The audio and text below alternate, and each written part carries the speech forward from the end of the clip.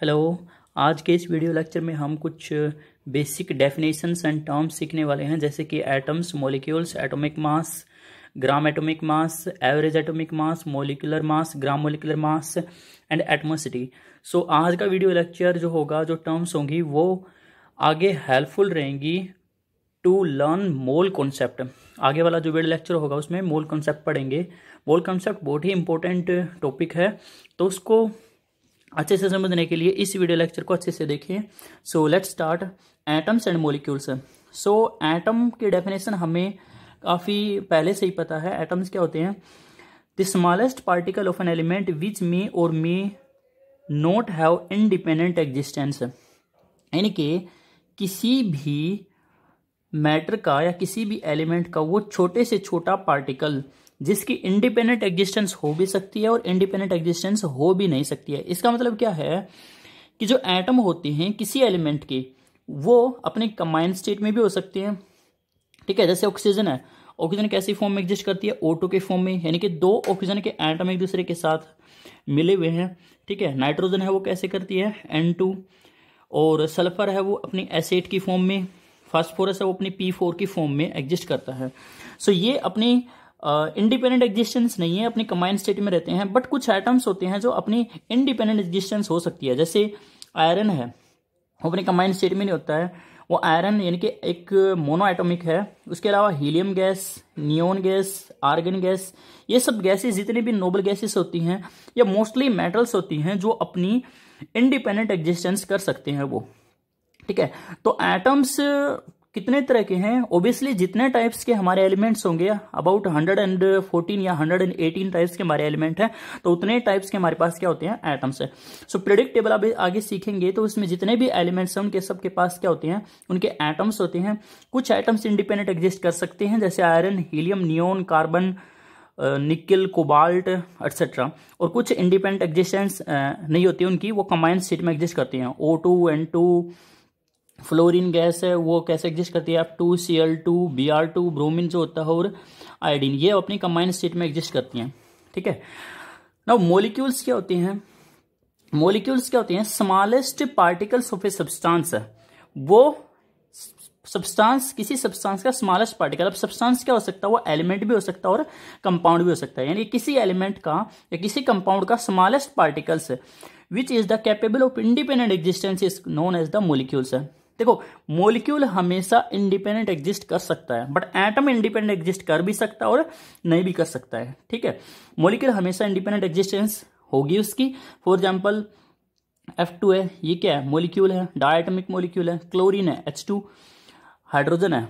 ठीक है, आयोडीन है, या सल्फर एसिड है, या और भी बहुत सारे होते हैं। P4 है, वाटर भी क्या है? मॉलिक्यूल है, H2O। तो ये अपनी इनकी इंडिपेंडेंट एग्जिस्टेंस होती है हमेशा। अब मॉलिक्यूल्स दो तरह के होते हैं, molecules of an elements and molecules of a compounds. Molecules of elements का मतलब होता है जिसमें केवल एक ही टाइप के क्या हो, एक ही टाइप के एटम से कंबाइन होकर बना हो। जैसे F2, H2 gas, nitrogen gas, ozone gas, oxygen gas, sulphur acid, P4 phosphorus etcetera. अब देखो, F2 में केवल एक ही तरह के क्या है? एक ही, only one kind of atoms are present. Fluorine जुड़े हुए हैं, हाइड्रोजन में भी हाइड्रोजन जुड़े हुए हैं, नाइट्रोजन में नाइट्रोजन ट्रिपल बॉन्ड नाइट्रोजन जुड़े हुए हैं, ओजोन में 3 ऑक्सीजन के एटम एक दूसरे के साथ जुड़े हुए हैं, ऑक्सीजन में 2 ऑक्सीजन जुड़े हुए हैं एटम्स, और सल्फर में 8 सल्फर के एटम्स है, जिसकी शेप आपने पढ़ी थी 10th क्लास में, कैसे होती है? क्राउन रिंग जैसी शेप होती है इसकी।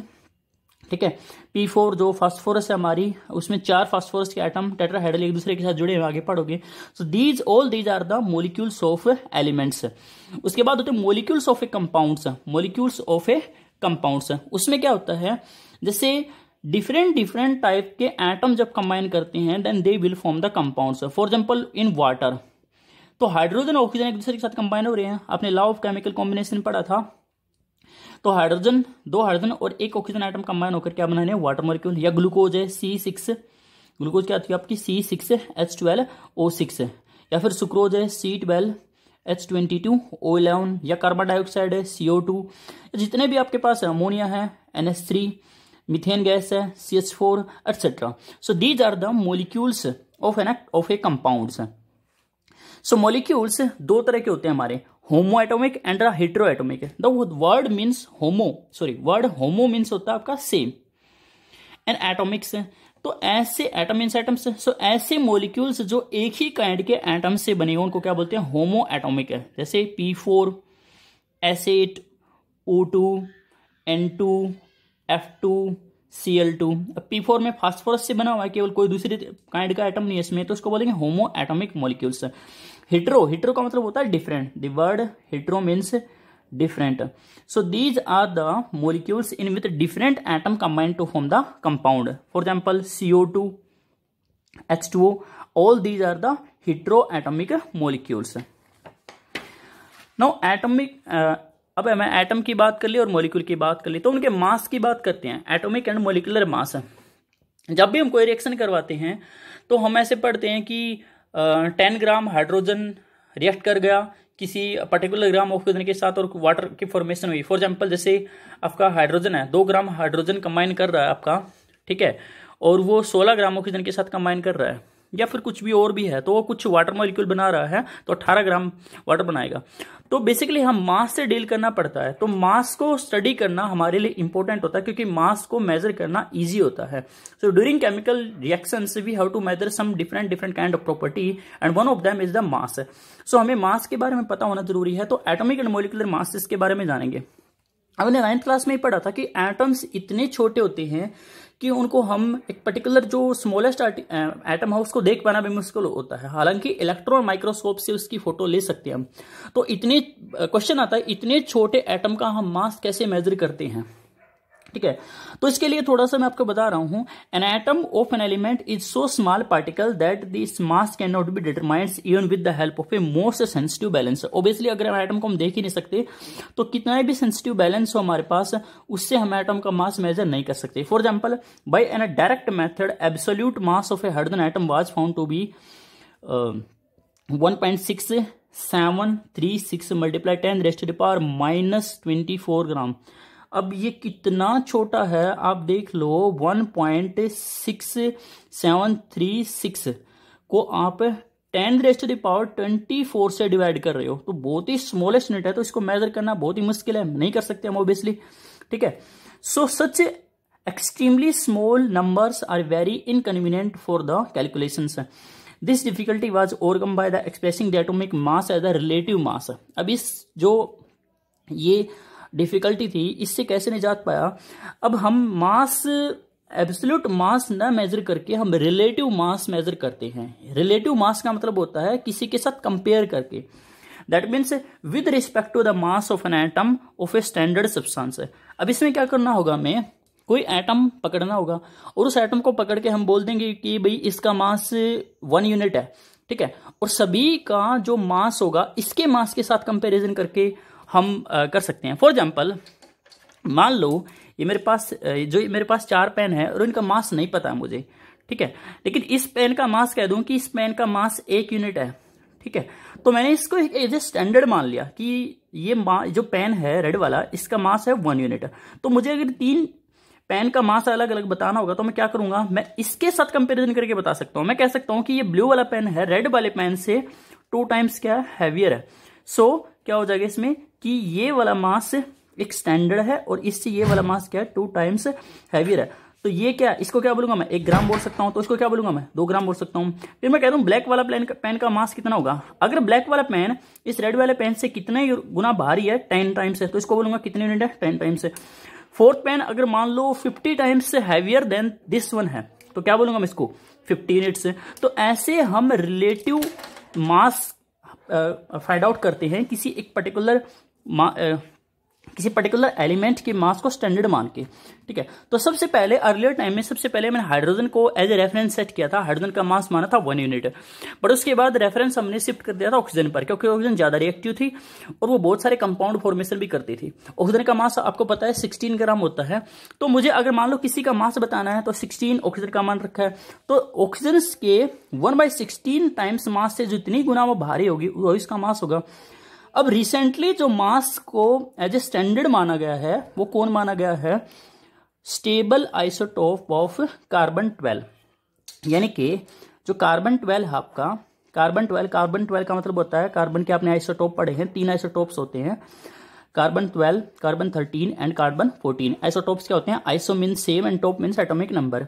सो these are the atoms of a same elements which have same atomic number but different mass number. So carbon का मास 12 भी है, 13 भी है और 14 भी है. लेकिन कार्बन 12 सबसे ज्यादा एबुडेंट होता है. 9th क्लास में पढ़ा होगा. एबुडेंट का मतलब होता है, मान लो 100 ग्राम का सैंपल है तो उसमें सबसे ज्यादा कौन मिलता है आपके पास? कार्बन 12 मिलता है. सो कार्बन 12 को हमने रेफरेंस सेट कर लिया. ठीक है, तो इसका मास कितना मान लिया हमने? 12. तो इसका मास हो गया हमारा 12. ठीक है, तो अब 12 का 1/12 कितना होगा? 1 यूनिट होगा. तो जिसका भी मास मुझे बताना होगा वो कार्बन के मास के 1/12वें हिस्से के साथ कंपेयर करके बताऊंगा, क्योंकि कार्बन का 1/12 कितना होगा आपका? ओबियसली 1 ग्राम. यानी कि कार्बन का मास कितना हमने सेट किया है? 12. तो इसका मैं ले लूं 1/12, तो वो भी ओबियसली क्या होगा? वो 1 यूनिट होगी. अब मान लो मुझे लेट्स सपोज मुझे बताना है कोई कैल्शियम का मास बताना है. ठीक है, कैल्शियम का मास कितना होता है? 40 ग्राम. तो कैल्शियम 40 मैंने कैसे पता लगा? मैंने कार्बन के मास का 1/12 को कंपेयर किया कैल्शियम के मास के साथ और मुझे पाया कि ये कैल्शियम जो है कार्बन के मास के 1/12 से 40 टाइम्स हैवियर है. तो मैंने कहा इसका कितना मास है? 40. ठीक है, लेट्स सपोज मैंने लिथियम का मास मेजर किया. लिथियम का मास कितना? 7 ग्राम. तो 7 ग्राम कैसे आया? वो पक्का कार्बन के मास के 1/12 से 7 टाइम्स हैवियर रहा होगा. हाइड्रोजन का मास मेजर किया तो हाइड्रोजन का मास कितना होता है? 1 ग्राम. तो 1 ग्राम कैसे पता चला कि वो कार्बन के मास के 1/12 का से कितना हैवियर है? ओनली 1 टाइम्स हैवियर है. लेट्स सपोज हीलियम का मास है. हीलियम का मास कितने ग्राम मेजर किया? 4 ग्राम. तो 4 ग्राम कैसे आया? हमने देखा कि हीलियम का मास कार्बन के 1/12 के मास से 4 टाइम्स हैवियर है. तो हमने एज ए रेफरेंस सेट करके क्या कर लिया? मास फाइंड आउट करने की कोशिश की है. So this scale of the relative atomic masses of an atom is called the atomic mass unit. AMU बोलते हैं इसको. It is abbreviated as the AMU या फिर U. यूनिफाइड मास भी बोलते हैं. U का मतलब होता है यूनिफाइड मास.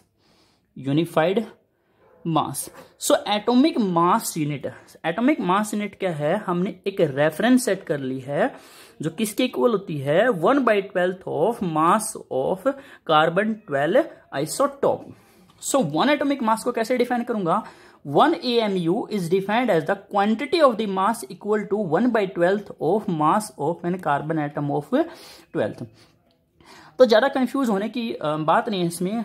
फिर से देखो, मान लो आपकी क्लास में 20 बच्चे हैं. ठीक है, उनमें से मैंने किसी एक सुंदर से बच्चे को उठाया और उसका कहा कि इसका मास 12 ग्राम है. ठीक है, हमें नहीं पता दूसरे बच्चों का मास कितना है, तो हमें दूसरे बच्चों का मास निकालना है. तो हम कैसे करेंगे कि जिस बच्चे को रेफरेंस सेट किया है कि इसका मास 12 है तो उसके मास का 12वां हिस्सा ले लेंगे. तो ऑब्वियसली वो 1 ग्राम होगा.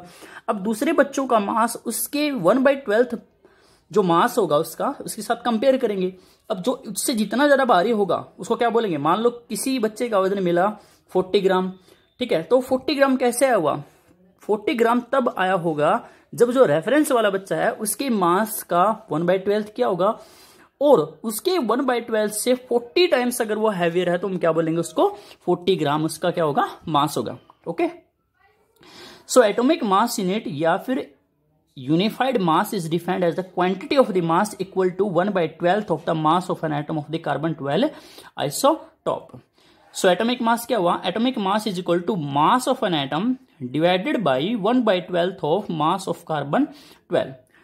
ठीक है, फिर से वही लेट्स सपोज सोडियम का मास कितना होता है? 23.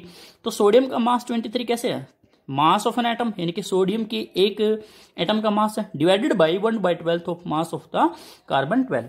अब AMU की वैल्यू कितनी होती है? 1 AMU is equal to 1.66056 multiply 10⁻⁻24 gram AMU की वैल्यू होती है.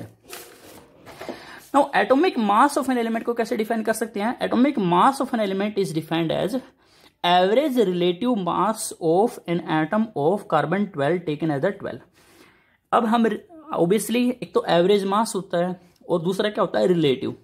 ठीक है, एवरेज मास से क्या है कि मान लो किसी के, जैसे अभी बताया था कार्बन के 3 आइसोटोप है, कार्बन 12, कार्बन 13 एंड कार्बन 14, तो उसका एवरेज लेंगे हम। दूसरा रिलेटिव होगा, इनकी किसी के साथ कंपेयर करके है, और कंपेयर किसके साथ करें हम, कार्बन 12 को एज ए रेफरेंस सेट किया।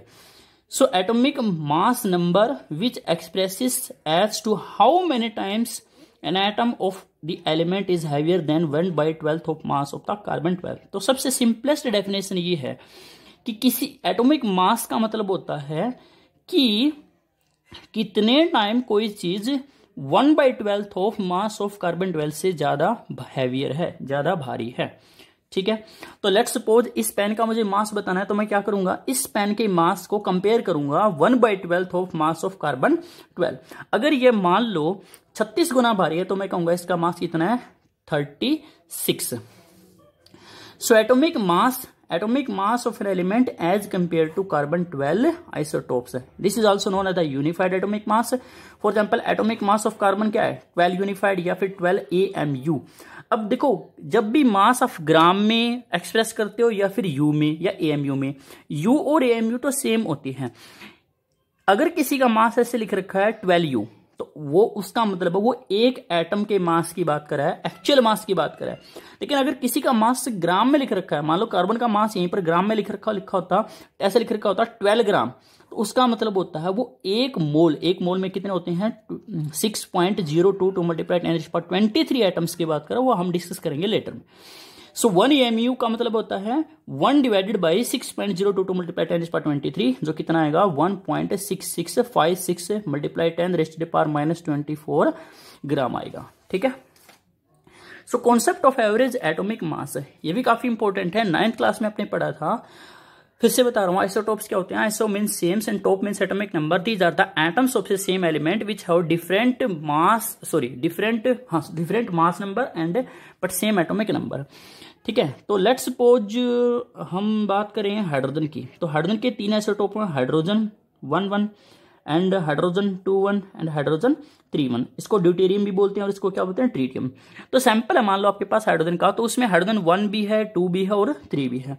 तो हम अगर हमें मान लो हमें इससे कोई पूछे कि भाई हाइड्रोजन का मास बता, तो हम क्या बताएंगे, क्या हम 1 बताएं, क्या हम 2 बताएं, या फिर हम क्या बताएं, 3 बताएं। तो ये तो डिफिकल्टी होगी। जैसे क्लोरीन के भी 2 आइसोटोप हैं, क्लोरीन आपका 35 एंड क्लोरीन 37।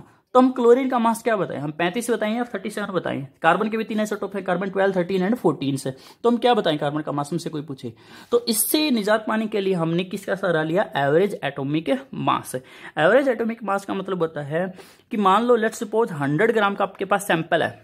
ठीक है, तो 100 ग्राम के सैंपल में हम पहले तो ये देखेंगे उनकी जो जितने भी आइसोटोप्स हैं उनकी एविडेंस कितनी है। एविडेंस का मतलब है भाई, जैसे यहां पर देखो लिखा हुआ है रिलेटिव एविडेंस 98.892 है, इनके 100 एटम अपने ले लिए, 100 एटम ले लिए अपने, तो 100 में से 98.892% तो क्या होंगे इसमें, कार्बन 12 होंगे। 1.108 क्या होंगे उसमें, कार्बन 13 वाले होंगे, और 2 × 10⁻⁻10 बहुत ही कम कौन होगा उसमें, कार्बन 12। तो इसका मास कितना है, 12 है, इसका मास कितना है 13 है, उसका मास कितना है 14। सो इसका एवरेज एटॉमिक मास कैसे निकालते हैं, 9th क्लास में निकाला था। एवरेज एटॉमिक मास निकालने के लिए हमने क्या करना पड़ता है, सबसे पहले तो हम उसके एविडेंस देखेंगे, उसके एविडेंस को उसके किससे मल्टीप्लाई कर देंगे, हम उसके एटॉमिक मास से। सो यहां पर क्या दिया हुआ है, इसकी एविडेंस कितनी है, एवरेज एटॉमिक मास कैसे आएगा, एविडेंस इनके परसेंटेज एविडेंस 98.892 मल्टीप्लाई बाई उसका मास 12 से मल्टीप्लाई, प्लस सेकंड वाले की एविडेंस 1.108 मल्टीप्लाई बाई 13 जो इसका मास है 00335, एंड प्लस लास्ट में जो एविडेंस है 2 × 10⁻⁻10 एंड 14.00317, और उसको कितने से डिवाइड कर देंगे, 100 से।